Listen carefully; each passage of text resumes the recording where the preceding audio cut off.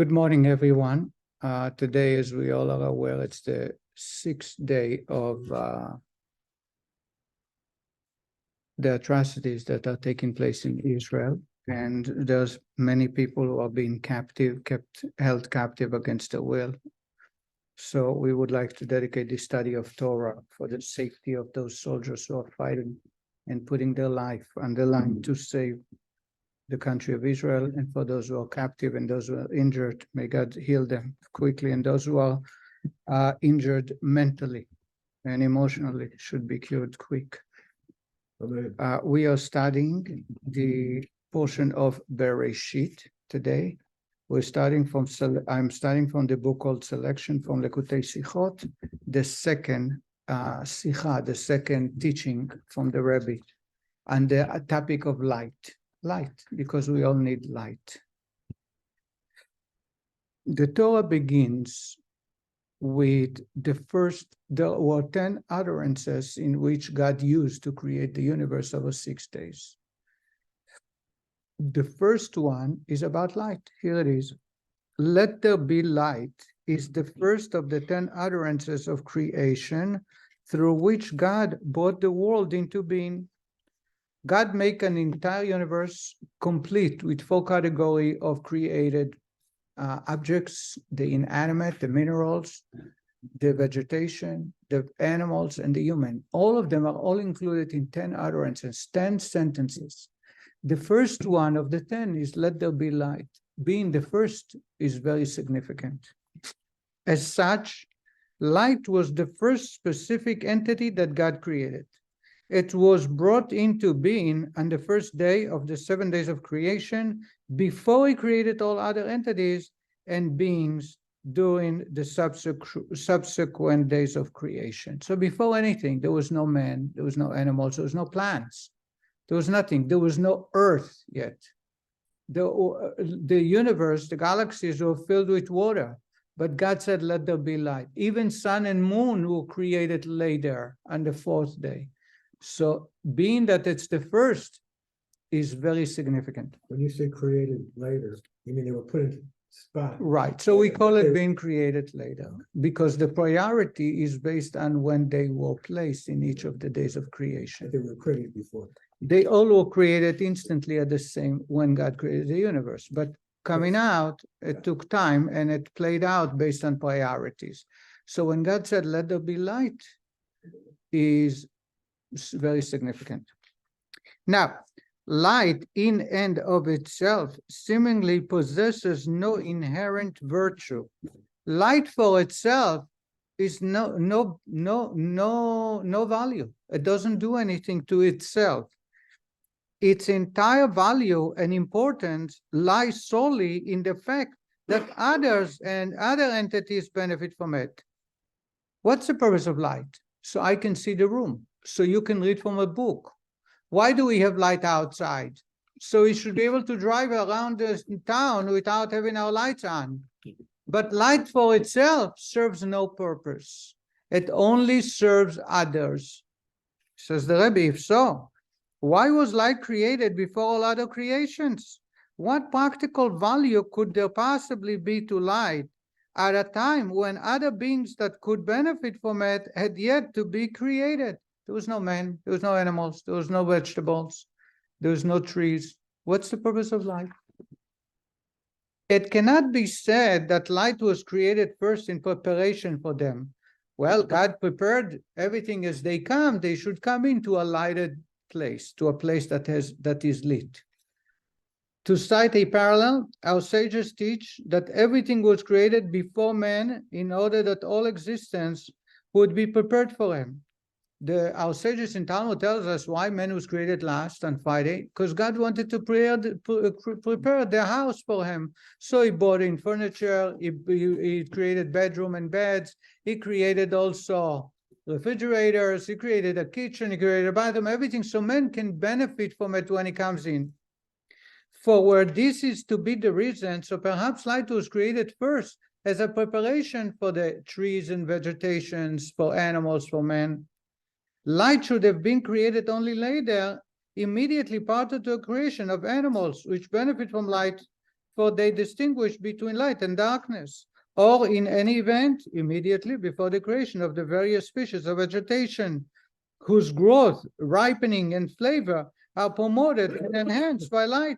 As Rashi comments on the verse, with the sweetness of the sun's produce and with the sweetness of the moon's yield, why then was light created on the first day, when the first entities that would benefit from it, a diverse type of vegetation, was created on the third day? Says the Rebbe, if you want to prepare the universe for the created beings to benefit from light, there is no use for it in first day. There is no use for it the second day. The first time you might think of benefit is on the third day, when God created vegetation, as the Torah tells us last week on Bracha, and the last portion, Moshe Rabbeinu blesses the Jewish people and says the sun gives color and taste to certain fruits and vegetables, and the moon provides for others. In other words, sun and moon are not just luminaries, but not only to calculate our direction, GPS, but also to provide nutrition for plants, for trees. Okay, I understand. When was plants and trees created? On the third day. Animals created on the fifth day. Man is created on the sixth day. Why do you have light on the first day and the first? An immediate reversal. Our sages relate that the light created on the first day of creation was hidden by God and stored away for the righteous in the ultimate future. The sages tells us that the light God created in the first day, he stored it away for the future when Mashiach will arrive. Anybody heard that statement before? It's a very famous statement. In other words, the light that God created the first day is too powerful and too beneficial for us. We are undeserving of that light, and he stored it away to the time when the world will come back to a perfect state after we assist God in getting it there. And therefore, here too, says the Rebbe, a similar question can be raised. Since the very nature of light and the entire purpose of its creation is to illuminate so that other beings receive the light and benefit from it, why was it hidden and stored away immediately after its creation? Why do you put it away? The purpose of light is for us to benefit from, right? And because it's part of creation. If it's part of creation, it's necessary for the created beings. Why you store it away? This would appear to be the opposite of its intended purpose. It's there to benefit the creation. Then you put it away and it's still not around. True, our sages offer several explanations as to why the light was hidden. The rabbis give us different reasons why. Nevertheless, since these reasons were known to God beforehand, the very fact that he nonetheless created the light, even though he knew that he would then hide it, definitely indicates that creating this light at this time served a fundamental purpose in the creation of the world. Says Rabbi, God knew about our misdeeds and we're going to abuse it. There are many reasons why God took it away, because it was too beneficial to us. Okay, God knew all that. God did not create something for no reason. If he created it, it must be a fundamental benefit for the universe, and therefore he had to create it first, and we need to understand what it is. It was too powerful for him to behold it at the time. This was supposed to be healing and cure everything, but man wasn't ready at the time to accept it. What did you say? It also had healing capabilities. Healing, a lot more. It's too strong. It's just too powerful for man. Too powerful, right? So God, why did God create it? To put it away for the coming Mashiach. So don't create it until Mashiach is coming. And like there are many other things, there is going to be trees producing bread. Do you know that? Yeah, actually, the wheat that we have today, it's not the wheat we're going to have when Mashiach will come.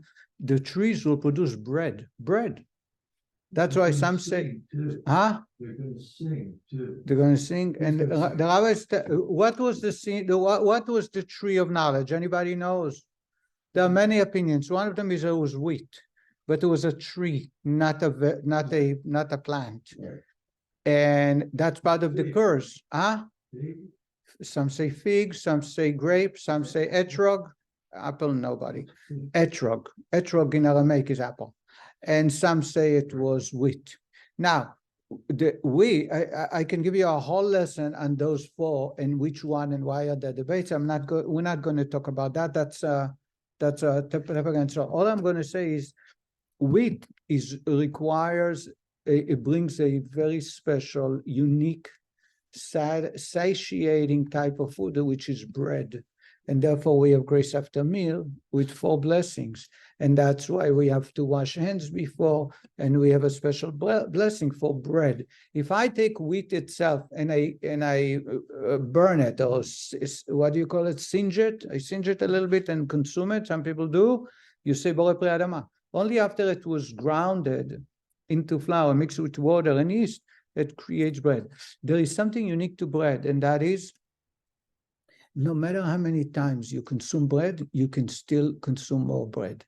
It doesn't work with any other food because it's called God's food.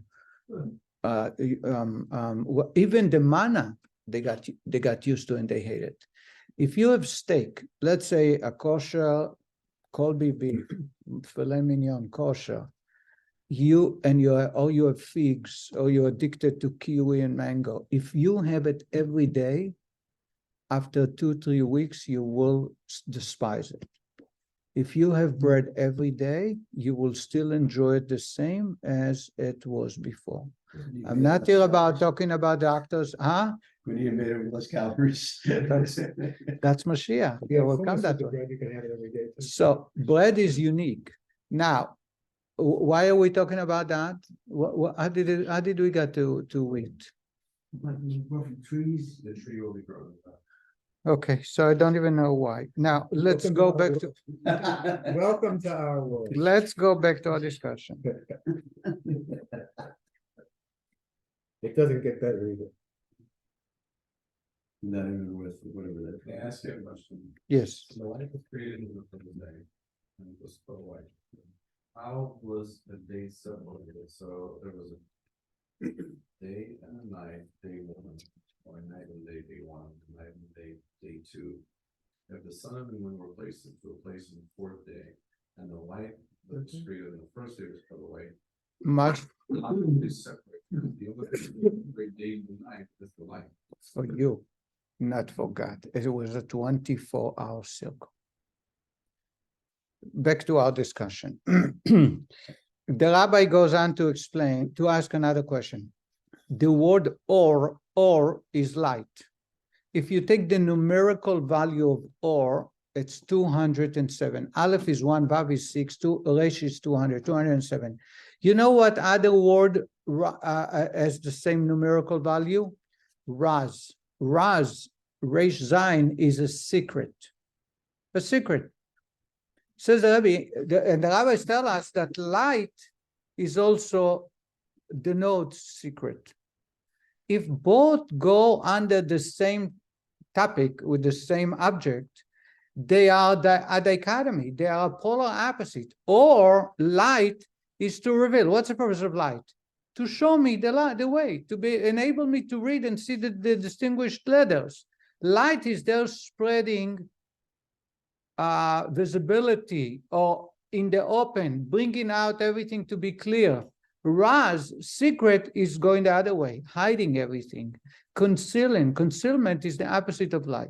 How is it possible both of them appear in the same object, the same name?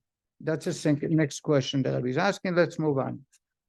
And on the same day. How do they be in the same symbol?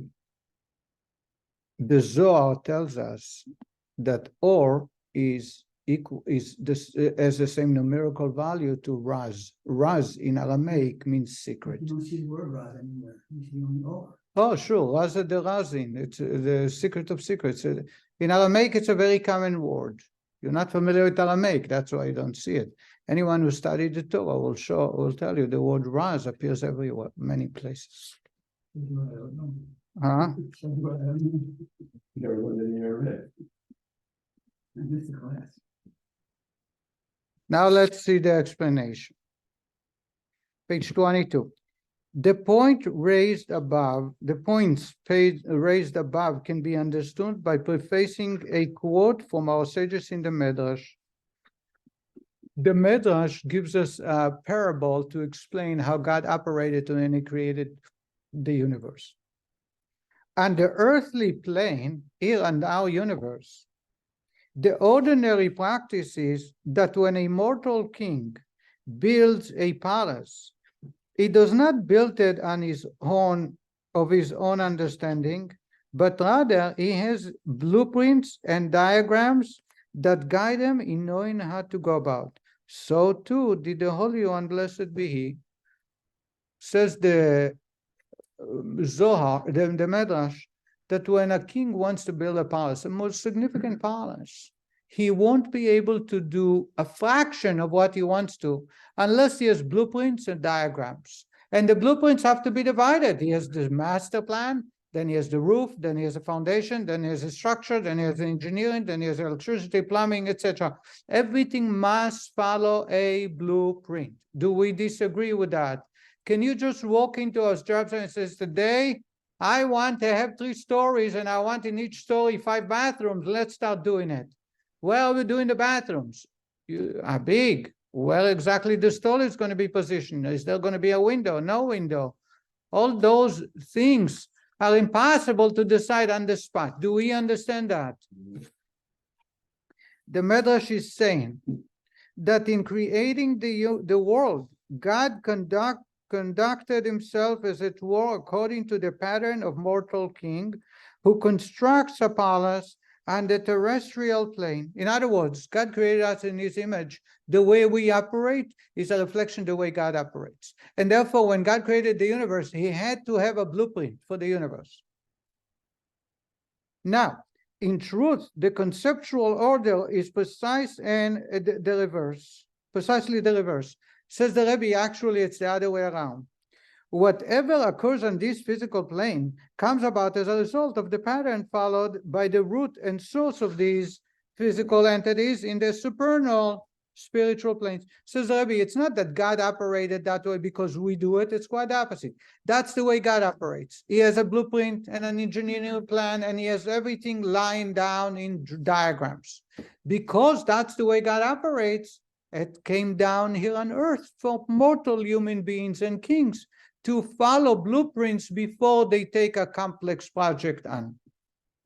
The order and structure on this physical plane are drawn down in a chain-like progression from the order and structure in the supernal realms. The way it's done upstairs, that's the way we do, because that's the way it was done there. Nevertheless, due to the limitations of our thought processes, we grasp the concept in reverse order. From the results, the pattern on this physical plane, we extrapolate and appreciate the cause, the pattern in the spiritual realms above.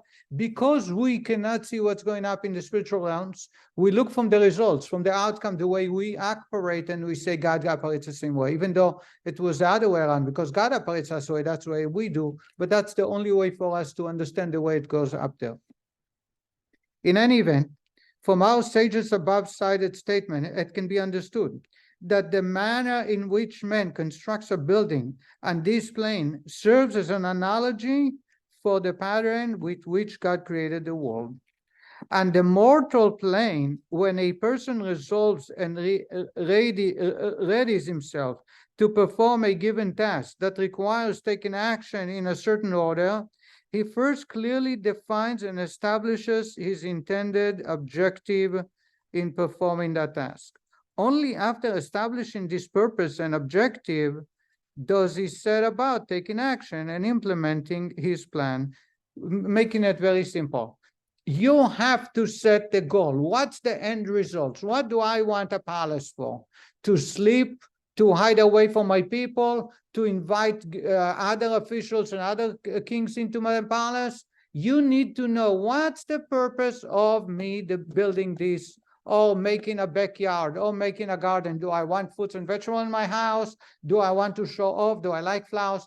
Based on that, it will dictate how you behave, the type of soil, the type of foundation, how big. If it's only for me and my family and it's a private dwelling, I can do it smaller. I don't have to do it so fancy. If it's inviting the kings from other countries, I have to make it very fancy. I have to place rooms for guards. I have to have a nice foyer, a nice a purple room, a blue room, different types of room. In other words, the end result, the purpose, the final purpose of my desire, of this desire that is going to be created in this project, will dictate every detail. How many bathrooms, how many stories, how big the entry, how much do I spend, how solid the foundation.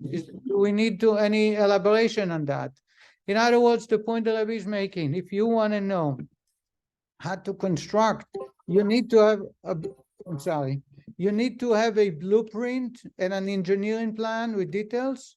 But before you even go to the blueprint, you must have first the end result. What's the purpose of this project? Why are you building it? Because you had extra funds, because you want to show off, or because you want to impress a girl or a spouse, you want to make sure your children can stay there when they come to visit from college. You need to know exactly what's the purpose, and based on that, from there, you create blueprints, and then you go to action.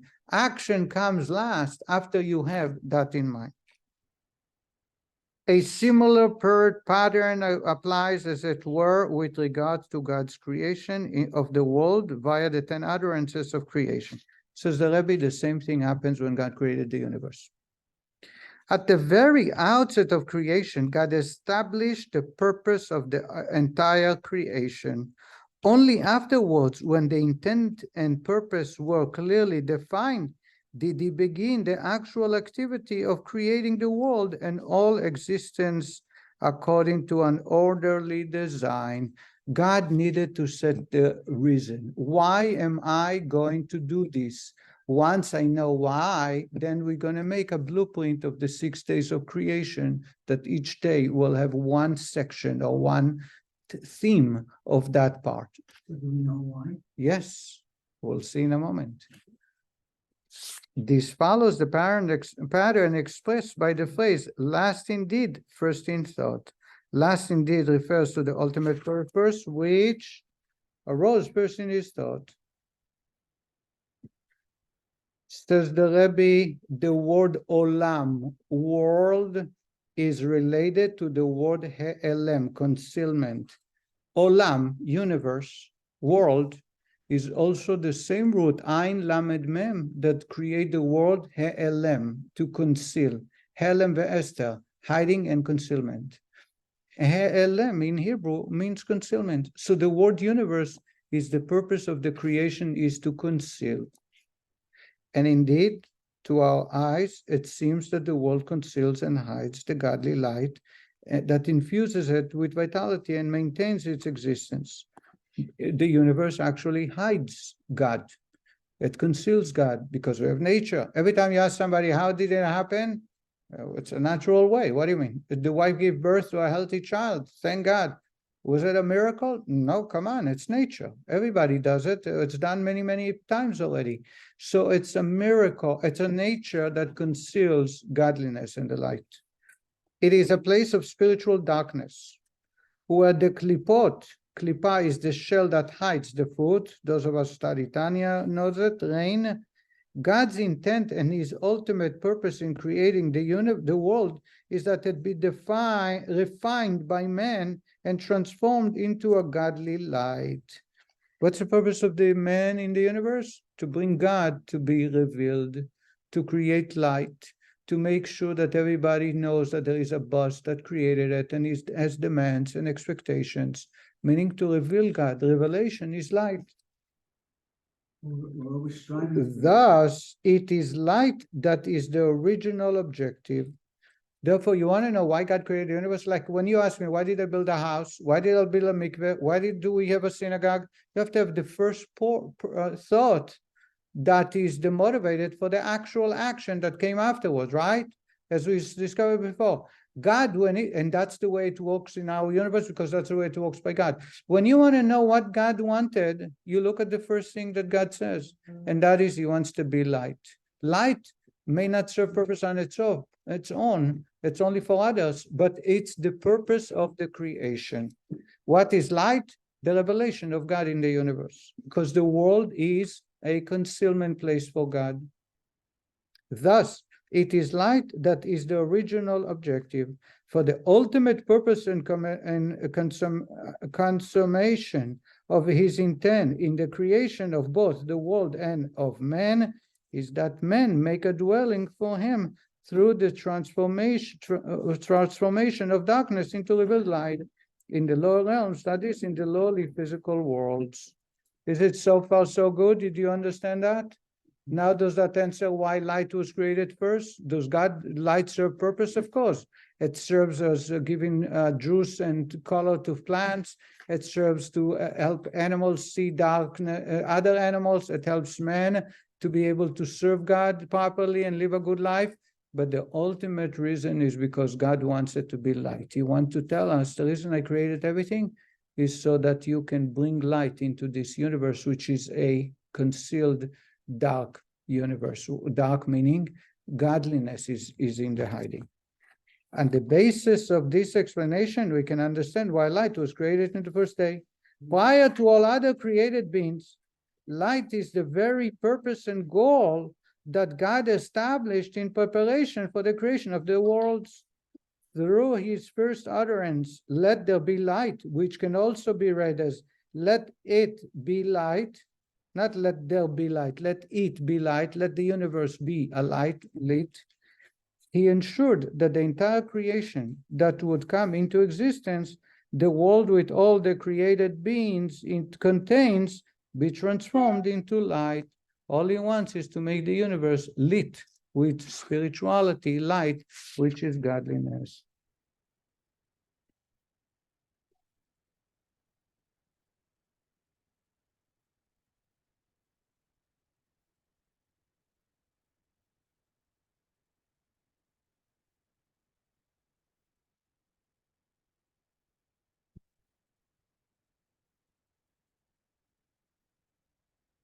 All right, the Rabbi is going to get into Kabbalah. I'm going to just give you a summary. Says the Rebbe, it says that God, after he created the light, he saw it was good. So light was good. But later on, God says that the light should be serving for man and for animals and beasts and the plants. So it seems that the light wasn't just the first purpose and the real purpose of creation, as we just discovered, but also a practical purpose to help human beings survive in this universe. Light is energy. Light is everything. So the Rebbe, here, there are two types of light. There are two levels of light. There is one light the way God wanted it to be, and there is one light that serves for a practical reason, to illuminate the universe physically. And that's why the first day, God saw that the light is not good for the universe, and he concealed it. He took it away. In other words, the purpose of the universe to bring light is not going to be completed until Mashiach arrives. When Mashiach arrives, then we know God is everywhere. God is everywhere. The true light, the true purpose of God is fulfilled. However, the second part of the light, which is a practical purpose, to bring light and allow us to plow the fields, to plant and to eat, and to have plants grow and mature, and animals to see each other, that's a second part. That's the external aspect of light. It's something similar to, or the closest that you can understand what light is in regards to the spiritual realms of bringing God into light.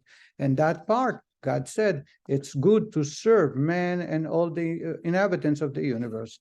The more we bring that light that God concealed and took away, the closer we get to the point where God will reveal that second light. Any questions? Kind of an observation that I've always thought, that light is like, so it's sort of like knowledge. All of the knowledge that exists in the world exists. We haven't discovered it all. For example, when Einstein discovered relativity, it was knowledge that was there, it existed, and basically Hashem is getting Revealing part of knowledge that was concealed, right? Yeah. So that should serve a very good analogy to light, and in addition, to show us how humble we should humble ourselves. Like 120 years ago, a very famous man, I've said once that it was the CEO of IBM, and somebody told me it's not true. But in the turn of the 19th century, 1900 or 1904, somebody said, one of a big kahuna says, all inventions that could have been invented are already invented, and there is no new inventions will They come. wanted to get rid of the patent office. They wanted to eliminate. the They patent wanted to office. eliminate the patent office. We know today that the more we discover how far we are from revealing everything that's there. That's exactly the closest to the idea of light. But I want to add one more thing. And that is, so that's point well taken, very, very good. The difference is that you use Einstein, because in knowledge, the greater your IQ, the deeper you can dig, you can find and invent and right?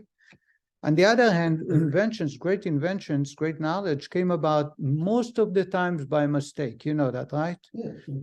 Medicine, cure, inventions that we cannot live without came about mistakes, Yellow by sticky mistakes. notes. Huh? The yellow sticky. The yellow sticky notes is a simple example. Yeah, right. He took it on, right. What? With the yellow Sticky that's our notes. mistake. The blue was being developed for something else, and the guy all of a sudden came up with this idea. They tried the different types of chemicals. Anyway, what I want to say is when it comes to light, we are equally as powerful.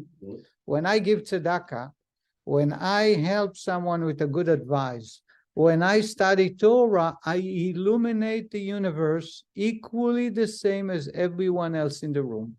And there is no difference. That's one point. That's very important. The second is, and it may be similar to knowledge, may not, but at least in light, it's very clear. One lamp can illuminate the entire room for many people. When it comes to knowledge, when someone possesses knowledge and they reveal or discover something, they can keep it to themselves. We know patents. Coca-Cola will not reveal the secrets of their ingredients. We know that knowledge can be guarded. Light cannot be guarded.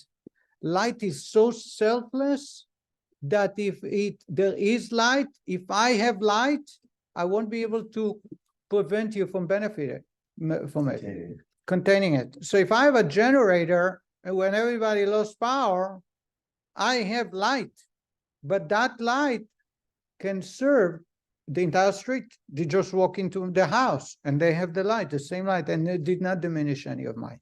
And that's the idea of life, not just that it's the most spiritual object, not just it's accessible to all of us equally, not just helping others with light will not diminish any of what I have, but also we have equal access to it because it was the purpose of the creation, and therefore we have an equal responsibility to bring light into the universe. And that's the idea of light being the first of the 7 days of creation. Thank you so much. We'll continue next week. Very much.